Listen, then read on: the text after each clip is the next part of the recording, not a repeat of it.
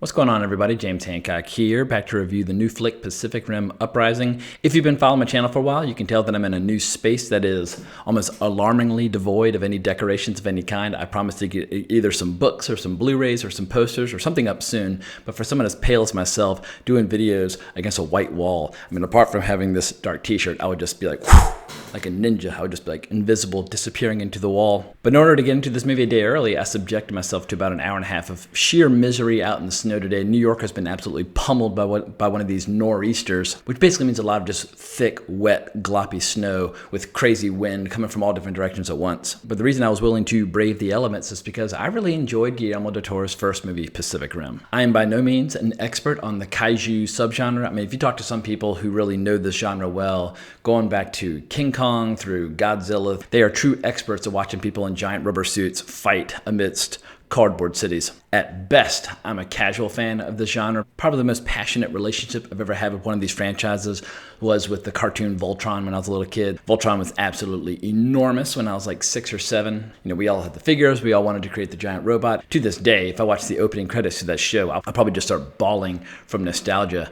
But speaking of nostalgia, one of the reasons I really like Pacific Rim is that it's a new franchise. I feel like in the last 10 years, most of our big giant pop culture phenomenons, at least in the world of movies, have been based on properties from the 20th century, whether that's with like the Marvel Cinematic Universe, which I absolutely love and adore, but those characters on the whole created in the 20th century.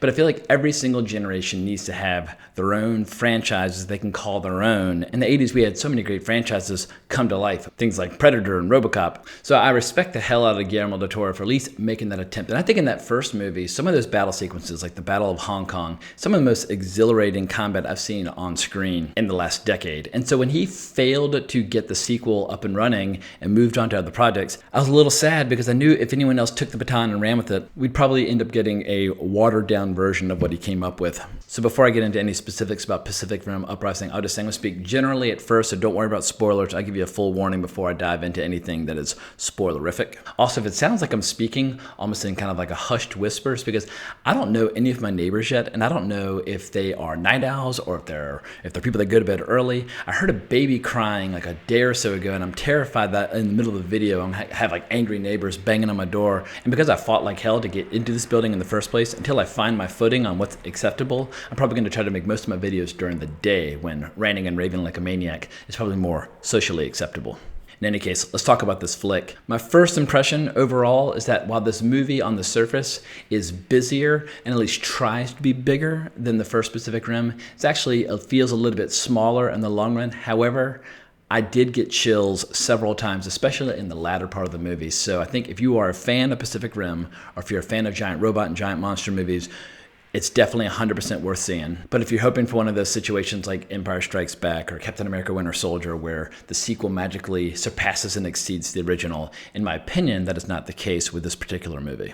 Writer-director Stephen S. DeKnight, I'm not super familiar with his work apart from having seen the first season of Daredevil, where he was a producer and he directed a few episodes. He has a lot of experience on shows like Buffy and Angel, but clearly he's trying to make the jump into these giant mega-budget extravaganzas. And I would say there are times where he absolutely succeeds. I desperately want to see many more movies set in this universe. I love the characters, I love the setup, and I frequently found myself pretty exhilarated by some of the action scenes around the midpoint toward the end of the movie. It definitely builds like a crescendo towards this killer climax, but this movie really struggles to get out of the gate. And I think that if you're not 100% invested or on board with the idea of Pacific Rim as a franchise, you might find yourself emotionally checking out early or struggling to pay attention. John Boyega plays a character who is the son of the character played by Idris Elba in the first one, and unlike his father, who's basically a hero who helped save the entire planet, John Boyega is basically kind of a thief and a hustler and spends a lot of his time partying and hanging around Santa Monica, California, because in the 10 years since the previous movie, people have gotten a little bit complacent in victory, assuming that the kaiju will never return. Probably too early to compare John Boyega to an actor as fine as Idris Elba, but he certainly is better than Charlie Hunnam. I mean, Charlie Hunnam, he's one of those actors where I feel like he's ripped and he's shredded and he's good looking, but not necessarily the world's most charismatic actor. And I feel like Pacific Rim would have been equally good with Charlie Hunnam or without. And if, like me, you were frustrated by the fact that John Boyega had basically nothing to do in The Last Jedi, you'll be relieved to see that he actually has responsibilities and goals and great action scenes. He actually gets to be the young movie star that he very clearly has the potential of becoming. So that's that's about all I can say without getting into anything that might be considered a spoiler. So I'll just say this. If you are a fan of Pacific Rim, 100% go. Just lower your expectations just a tad and you're going to have a great time. Even if I find the first movie to be superior, I still desperately want to see many more movies set in this world. And with its post-credits stinger, the movie does a really good job of setting up the sequel, should one be forthcoming. So the first thing people will notice about this movie is that it's just got a lot more going on than the first movie. I feel like the first movie was pretty straightforward. It had almost a threadbare plot line. And I guess part of that simplicity led to that grand epic feeling that I so enjoyed. This one's a lot more plot heavy, has a lot more characters, a lot of different competing interests, a lot more competing rivalries. But initially we're basically following John Boyega and Scott Eastwood, who's pretty good in this, but he's no Clint, as they're training the next generation of cadets who want to be pilots and Jaegers. The character played by Charlie Day in the first one has gone to work for basically the competition. It's this enormous Chinese corporation run by the actress Tian Jing, who you might know from The Great Wall and Kong Skull Island. But her idea is basically to take all the pilots out of the Jaegers and basically turn them into drones so that one person remotely can pilot a variety of Jaegers in the future should the kaiju ever return and create a new threat. But I'd say for like the first 30, 40 minutes, the movie really struggles to find its footing or get any traction. There's a lot of just kind of pissing contests going on between the actors and a lot of just trash talking and a lot of petty vendettas, and it just comes across as childish more often than not. And granted, some of the characters are actually children, or at least teenagers. But newcomer Kylie Spaney, if I'm saying the actress's name, she basically is like a teenage sidekick to John Boyega. And initially, she's just kind of a sassy brat. She definitely grows and evolves into a really cool character. But of the enormous cast of characters, probably half of them have an enormous chip on their shoulder, and it just got a little old after a while. It felt very repetitive. But as I mentioned before, around the halfway point, this movie suddenly gets way more interesting because during just a simple demonstration, this random rogue Jaeger shows up, leading to this enormous battle. John Boyega and Scott Eastwood take on this creature that eventually escapes, and they track it to this faraway location. And when they finally defeat it and rip its face off, they see that it's actually being piloted by some sort of like kaiju brain or kaiju membrane. And as Dr. Gottlieb figures out, the character played by Charlie Day has basically had his mind taken over by the powers that be on the other planet that run the kaiju, and they're basically orchestrating events to try and engineer an opportunity for the kaiju to return. Because what he's done is he's basically taken the remnants of kaiju flesh and kaiju DNA, incorporated it into all the new drones, which allows them basically to kind of kaiju out and turn into a Jaeger kaiju hybrids. And the first thing he sets them to work doing is opening up new rifts all along the Pacific Rim to allow in some new kaiju. Most of them are not successful, but 3 giant kaiju do come in. And as it turns out, its goal is basically to erupt Mount Fuji and render the world totally uninhabitable for humans, but quite inhabitable for the kaiju. So with only 4 operational Jaeger, you basically have this enormous battle in Tokyo, which is absolutely killer. I mean, if you want to see robots fighting monsters, this is the motherlode. And if you like watching creatures join together to form bigger creatures, this has a nice little curveball where Charlie Day's character has basically come up with a solution that allows these 3 horrible kaiju to come together to create a monster bigger than anything you've ever seen before. The weird thing is, though, is that the bigger the monster gets, the more difficult job the film has of making us feel the scale. I mean, if it's standing next to a mountain or a building, you can kind of get the idea that it's big.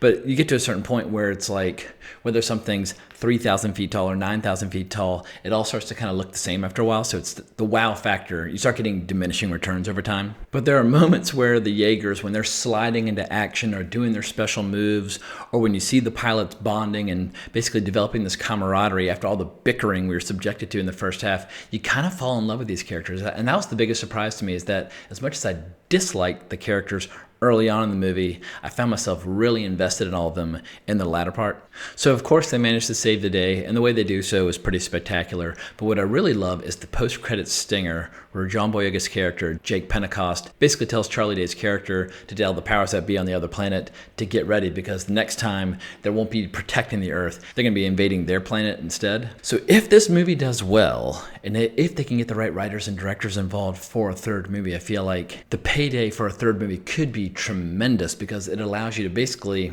rebuild and rewrite the entire franchise with these giant robots assaulting a foreign world. So even if I can't give Pacific Rim Uprising a full-throated recommendation, I want it to make just piles of cash, because if it makes piles of cash, we're going to get another one. And more importantly, what's fun about these Pacific Rim movies is you're not going to be subjected to any of those annoying arguments like you have with The Last Jedi, when people are saying like, this is how I want Star Wars to be, or this is not how I want Star Wars to be. Like when you have a franchise that's 40 years old, people get so territorial about what the franchise should do.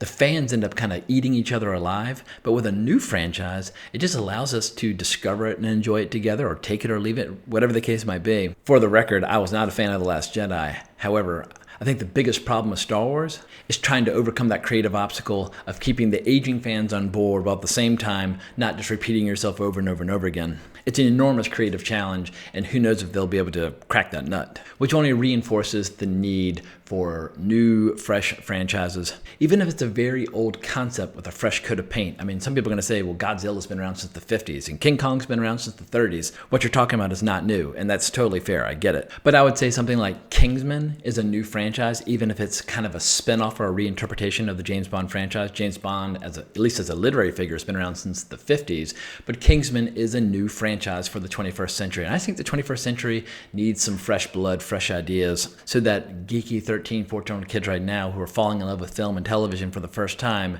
have properties that they can rightfully call their own. In any case, I'm gonna wrap this sucker up because I have to get up early tomorrow to do an episode of Wrong Reel, my podcast. Definitely check out Wrong Reel on iTunes, and I'll be reviewing the new Wes Anderson movie Isle of Dogs tomorrow evening as well, a movie that I'm very excited to see. But I hope you enjoyed my reaction and review. Please consider subscribing to my channel. I would greatly appreciate it. Leave me a note in the comments below, or you can find me on Twitter at Colbrax. If you're in the Northeast, stay warm, stay dry. Spring is right around the corner, and the snow's got to end at some point. But I hope everyone has an amazing weekend, and I'll talk to y'all soon.